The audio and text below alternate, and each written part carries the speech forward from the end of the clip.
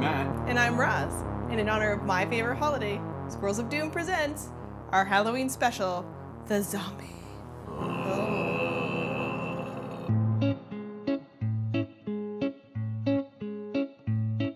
The Zombie is a classic Tiki cocktail. The origin is shrouded in mystery. We're making the Beach Bum Jerry recipe, probably as close as you can get to the original. More on that later. The recipe we'll show at the end of the video is for one drink, but we got 2 zombies today, so I'll make it a double in the blender. First up, juices, and we're starting with limes. The next ingredient is falernum, a ginger and lime with spices mix that's really common in Tiki cocktails. We're using the Lab Tiki 1930 falernum, which is from Quebec, but you'll probably be able to find BG Reynolds falernum is the most common near you. Speaking of BG Reynolds, the next ingredient is grenadine. Make sure you're using the good stuff and not that red syrup. And your cocktail wouldn't be complete without your bitters. Today we're using Angostura. Before we get to the rum, there's a secret ingredient in your zombie. It's called Dawn's Mix. You can buy it from BG Reynolds, but we couldn't find it, so we're making our own. You need grapefruit juice and cinnamon syrup. It's supposed to be white grapefruits technically, but all we could find were the pink ones. It's gonna be a little bit sweeter probably. And stir. We'll put the recipe up for the cinnamon syrup at the end.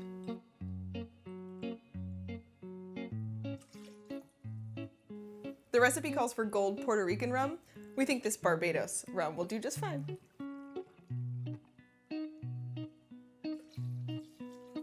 Next, you need an aged Jamaican rum. We like to use Appleton. You want to make sure that you're using a Jamaican rum, as there are some distinct flavors from some of the other Caribbean rums. And the last rum, the Lemon Heart 151 proof Demerara rum, might send you on a bit of an adventure to go out and find it. Worth it. 75% alcohol. Holy moly.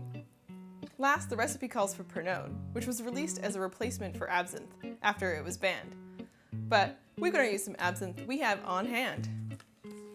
Arbutus Distillery, Baba Yaga from Vancouver Island.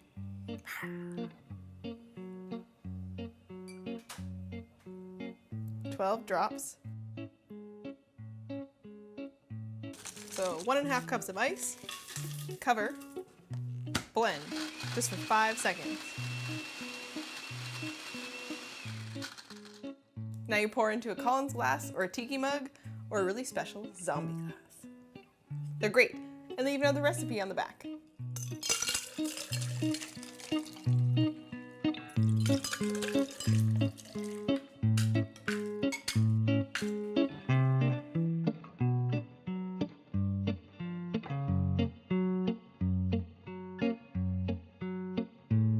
So we're back. We've got our zombies in our official Beach Bum Berry zombie glasses, which I got really excited when I saw them in the store and grabbed them and brought them to the till, and then they were way more expensive than I thought they were gonna be. And I was kind of like, I'm already up here, and I panicked and just bought them and left. And the entire Classic walk home was just Matt. like, that was a terrible idea. But fortunately, I have the best partner ever, and she was like, what are you talking about? $50 on 2 awesome glassware. That's totally not an absurd thing to spend your money on. So cheers. Let's try a zombie. That is really good and really strong. Oh, mama.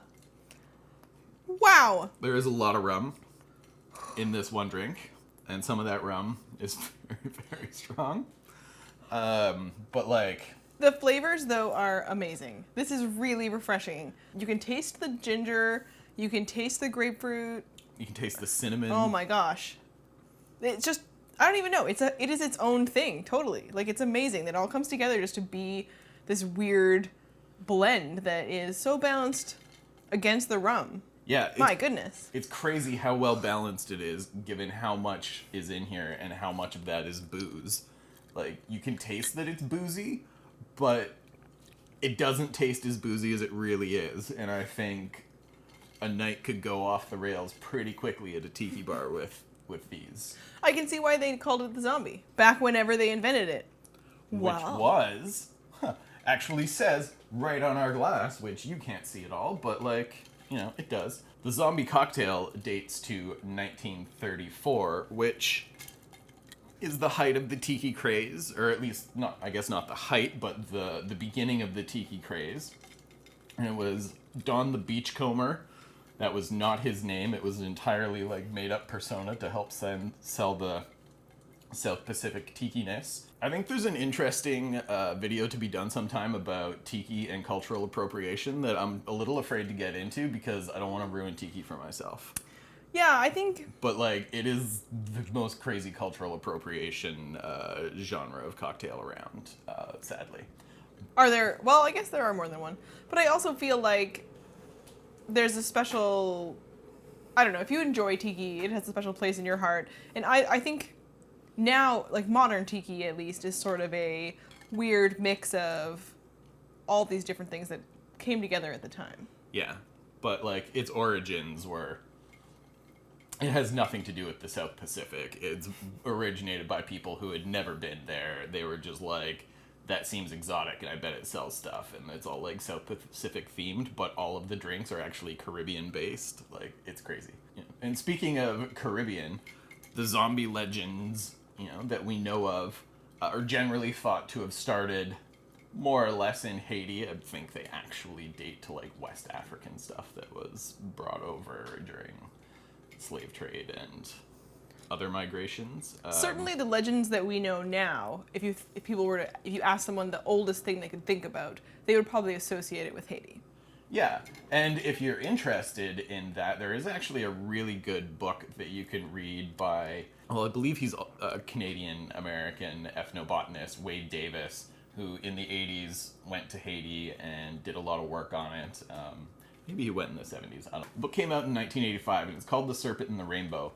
And it's really interesting. It's a science book, for sure, but it's written in a pretty accessible format, and it talks about the ethnobotany of zombie lore, because the original zombie lore is very different from what we think of as zombies.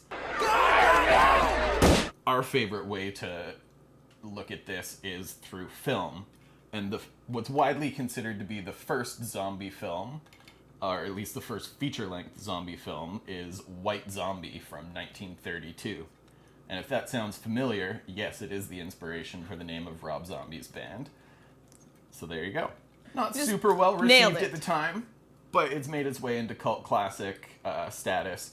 And the zombies there were more undead slaves. Like, you would bring a dead person back to life to just be your slave. And that is, as far as my understanding goes, which is limited, is more what the original, like, Haitian and West African zombie type stuff was. 1932, that movie came out. 1934, we get the drink called the zombie. It was clearly when that concept was starting to pervade Western culture, and then that all changed forever in 1968 with Night of the Living Dead, which created our favorite zombies, which we are obviously pretty heavily modeled on. And The that's slow more zombie. the slow eating, like brain dead eating machine zombie. Yeah, which is a more the modern thing. The flesh eaters. Yeah, the monster zombie. Dates to then. And I think some of the best parts about those classic zombies is that they're really a part of culture, and they've lasted for so long because they weren't just a horror monster or whatever. They were talking about consumerism and like literally consuming flesh, and they're at the mall. It's a whole thing.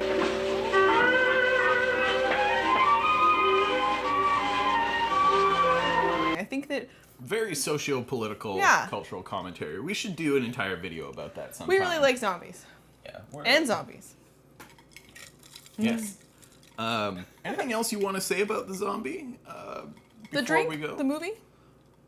Anything? versions? I think I've said what I wanted to say about history and pop culture zombies. And a little bit of science. A little bit of science. Eth- Maybe, Ethnobotany. yeah. What's you the know. botany part of it, I guess, is my curious. Well, I'm glad you asked. I was going to put a little bit up on screen, but, we can talk about it a little bit. It's essentially, it's thought various drugs were given to people so that they weren't actually dead. They just went into like a near-death state and then were woken up from it. So using a toxin, I believe he postulates that it's tetrodotoxin. Oh, like The- from the. It is bluefish, sir. But I should warn you that one... Come on, pal, fugo me! That they use that puts you into the near-death state, and then like a secondary drug, plant-derived drug that keeps you in that kind of like dulled catatonic slave state when you wake up. Scopolamine, the zombie drug. So he was really going like, well, there are lots of recorded examples of zombies in Haitian culture, and people who can create zombies. It must be something they're giving them. So he went there to kind of figure out like what plants are they using to create these drugs, and sort of, you know, he puts together his ideas. You know, it is an academic thing. You know, there are other Pieces. academics who disagree or, you know, whatever reasons. We're not going to go into that here. It's a cool book. Read it. There actually was a movie by Wes Craven called The Serpent and the Rainbow based on his experiences. Oh. I suspect it has very little to do with anything that actually We're gonna have happens to watch in the it book. for science. Yes. For science. But I think that's a great way to end our zombie episode with a cheers to science and the disasters that it can bring zombie-wise. Cheers to the internet. Happy Salud. Halloween. Happy Halloween!